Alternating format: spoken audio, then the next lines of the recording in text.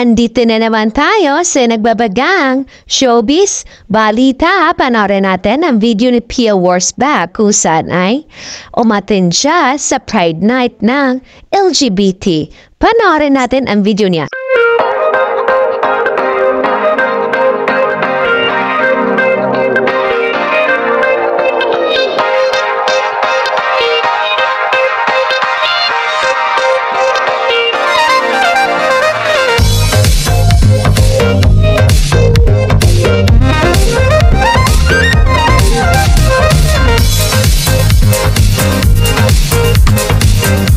Nag-upload si Pia Wurtzbach sa kanyang IG account at story kung saan ibinahagi niya sa kanyang mga fans ang pagdalo niya sa Pride Night na LGBT.